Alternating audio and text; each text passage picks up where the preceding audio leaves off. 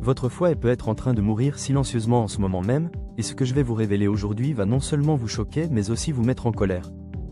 Imaginez que jusqu'à 90% de cet organe vital puisse être détruit avant que vous ne ressentiez le moindre symptôme. C'est exactement ce qui arrive à des millions de personnes qui ignorent les signes précoces d'une maladie du foie, et je sais de quoi je parle car j'ai personnellement souffert de dommages hépatiques dès l'âge de 20 ans. Aujourd'hui, je vais vous dévoiler les 7 symptômes alarmants que personne ne vous dit et qui pourraient indiquer que votre foie est en danger, ainsi que la véritable cause qui se cache derrière ce fléau moderne.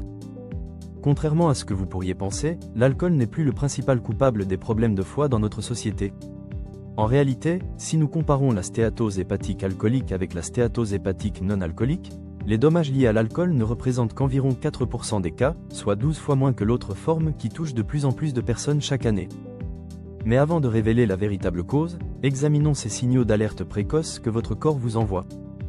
Le premier symptôme est une sensation de plénitude, de tension ou même de douleur sous votre cage thoracique droite qui peut parfois irradier vers l'épaule droite, descendre le long du bras ou se faire sentir dans le dos au niveau de l'omoplate. Je ne savais pas ce que c'était, mais c'était mon foie qui gonflait et mettait la pression sur les petits tubes menant à ma vésicule biliaire. À l'époque, je pensais avoir un problème de vésicule, mais c'était bien mon foie qui était en cause, puisque celui-ci contrôle la vésicule biliaire, ce petit sac qui stocke et concentre un fluide appelé bile produit par le foie pour aider à digérer les graisses. Si vous avez un abonnement, c'est le moment idéal pour activer la cloche de notification afin de ne manquer aucune information vitale sur votre santé, et si vous n'êtes pas encore abonné, rejoignez notre communauté maintenant pour recevoir régulièrement des conseils qui pourraient littéralement sauver votre vie. Cette douleur irradie vers le côté droit à travers un petit nerf appelé nerf phrénique jusqu'au côté droit de l'épaule, créant une tension permanente que même les massages ne peuvent soulager. Dans mon cas, cette tension constante du côté droit a fini par tirer les vertèbres de mon cou vers la droite, pinçant un nerf qui descendait dans mon bras et provoquant toutes sortes de douleurs référées. Je n'avais aucune idée que cela était lié à mon foie et je pensais avoir un problème cervical, mais les massages n'amélioraient jamais la situation. Il n'y a rien de pire que de traiter le mauvais problème, car cela ne fait que perpétuer la véritable cause. Le deuxième signe est une perte d'énergie qui peut ne pas se manifester comme une fatigue flagrante, mais plutôt comme une incapacité à maintenir votre endurance sur une longue période. Vous remarquerez peut-être que vous vous essoufflez plus rapidement lors d'exercices physiques, que vous devez vous coucher plus tôt parce que votre endurance n'est plus ce qu'elle était, ou que vous vous sentez fatigué après avoir mangé. Votre énergie fluctue au lieu d'être stable et constante tout au long de la journée. Cette fatigue peut également se transformer en faiblesse, vous faisant perdre cette vitalité et cette force que vous aviez auparavant. Je connais des personnes souffrant de problèmes hépatiques pour qui se lever d'une chaise est difficile, ou qui peinent à se relever lorsqu'elles sont assises par terre. Le troisième symptôme est une sensation de démangeaison qui peut apparaître n'importe où sur le corps, mais souvent sous la plante des pieds ou dans les extrémités comme les mains. Pour moi, c'était sous la plante du pied, près de la voûte plantaire. Ces démangeaisons sont causées par les sels biliaires qui refluent dans vos tissus lorsque votre foie ne fonctionne pas correctement. Curieusement, les gens remarquent souvent ces démangeaisons davantage la nuit que pendant la journée, probablement parce que le mouvement et la circulation aident à pousser ces sels biliaires à travers le corps. Mais si vous restez dans une position fixe pendant un certain temps, vous pourriez ressentir plus de démangeaisons, particulièrement sous les pieds. Le quatrième signe se manifeste par de petits points rouges ou des varicosités sur la peau. Cela provient en réalité de niveaux plus élevés d'œstrogène dans le corps. Chez les hommes, cela peut se traduire par le développement de tissus mammaires supplémentaires, tandis que chez les femmes, cela peut entraîner toute une série de problèmes liés à la dominance œstrogénique. Un excès d'œstrogène n'est pas bon pour l'organisme et peut même conduire au cancer. Il est intéressant de noter que chez les hommes vieillissants dont le foie est endommagé, la peau devient plus douce en raison de cette augmentation d'œstrogène. L'œstrogène donne cette couche douce caractéristique du corps féminin. De plus, lorsque vous avez plus d'œstrogène que d'androgène, vous commencez à perdre les poils sur votre peau, ce qui explique probablement pourquoi les hommes plus âgés commencent à perdre les poils sur le bas de leurs jambes. La peau devient également très douce et brillante, ce qui est généralement le signe d'un problème hépatique et d'une accumulation d'œstrogène. Le cinquième symptôme concerne votre thyroïde, qui dépend du foie pour l'activation de l'hormone thyroïdienne. Avec un problème hépatique, vous remarquerez que votre thyroïde commence à fonctionner moins efficacement. Cela peut se manifester par de nombreux symptômes différents, allant de la fatigue à la perte de cheveux, en passant par une baisse d'énergie, un cholestérol plus élevé, ou une peau qui s'assèche. Il s'agit spécifiquement d'une fonction thyroïdienne réduite causée par les dommages au foie. Le sixième signe est une carence en vitamine D qui s'aggrave avec les dommages hépatiques. Vous pourriez déjà avoir une carence en vitamine D comme la plupart des gens, mais avec des dommages au foie, la situation empire considérablement. La raison est simple. Lorsque vous consommez de la vitamine D dans les aliments, que vous la prenez sous forme de complément ou que vous l'obtenez du soleil, elle passe dans le sang puis dans les reins pour devenir une forme active de vitamine D3. Ce que vous devez savoir, c'est que vous avez besoin de votre foie pour être capable de fonctionner dans ce processus de stockage et d'utilisation de la vitamine D. Et si le foie n'est pas capable de fixer cette protéine sur la vitamine D, vous serez en carence. Le type spécifique de vitamine D qui sera faible est ce qu'on appelle la 25-hydroxyvitamine D, le type que l'on mesure dans votre sang. C'est pourquoi certaines personnes prennent beaucoup de vitamine D, s'exposent davantage au soleil, mais n'arrivent toujours pas à augmenter significativement leur niveau, tout simplement parce que leur foie est endommagé. Parmi les symptômes qui pourraient apparaître avec cette carence, on trouve de l'inflammation quelque part dans votre corps, probablement davantage dans le bas du dos, mais elle peut se manifester n'importe où. Vos marqueurs inflammatoires seront beaucoup plus élevés, votre système immunitaire sera affaibli, et vous aurez des problèmes avec le calcium, ce qui peut se traduire par des spasmes musculaires, des muscles tendus ou des nœuds musculaires. La vitamine D est tellement importante pour l'organisme qu'elle influence 10% de tous vos gènes, soit environ 2500 gènes différents.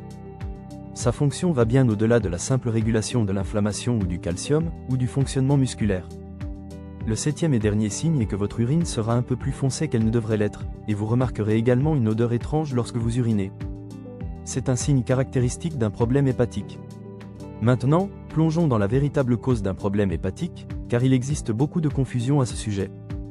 Si vous consultez Wikipédia, on vous dira que c'est associé à ceci ou à cela, et qu'il vous suffit de vous concentrer sur la perte de poids parce que l'obésité présente une incidence plus élevée ou constitue un facteur de risque. Tout cela est très déroutant, mais je vais vous montrer la véritable cause non seulement d'un foie gras, mais aussi d'un foie enflammé qui évolue vers la cirrhose, et cela va bien au-delà de la cause liée à l'alcool.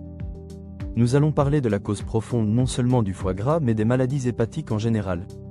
L'obésité y est associée, tout comme le diabète de type 2 et ce qu'on appelle le syndrome métabolique.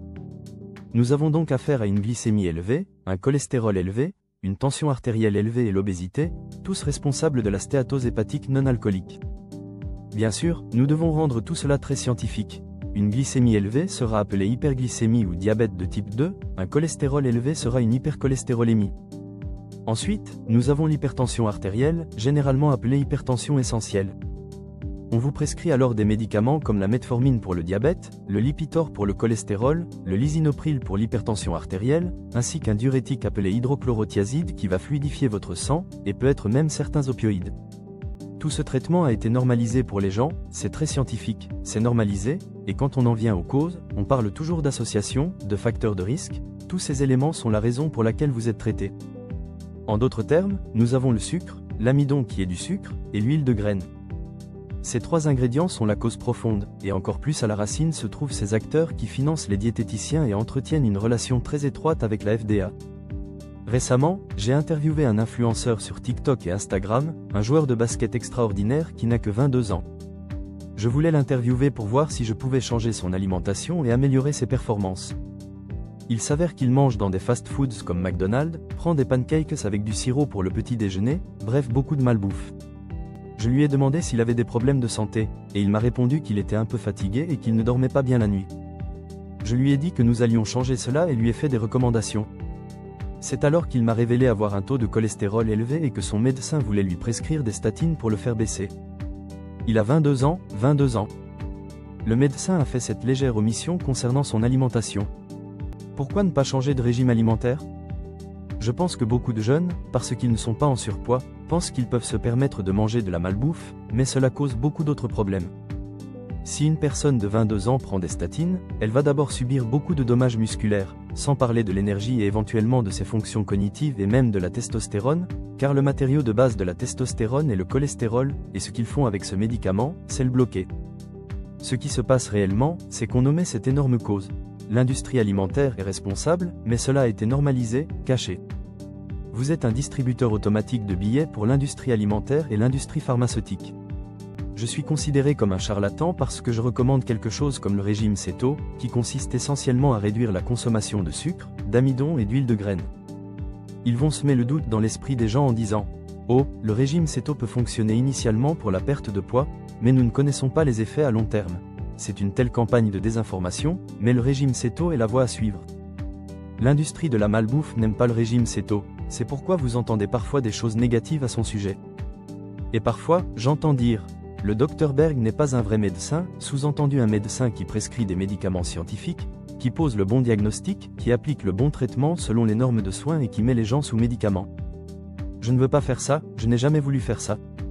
Alors ils peuvent me traiter de charlatan tant qu'ils veulent, je continuerai à dire aux gens d'éliminer ces 3 ingrédients, et ce qui va se passer, c'est que vous allez inverser beaucoup de ces symptômes et éventuellement cette maladie. Maintenant que je vous ai dit ce qu'il ne faut pas manger, la question suivante est, que dois-je manger? Et pour cette information, vous devriez regarder ma prochaine vidéo.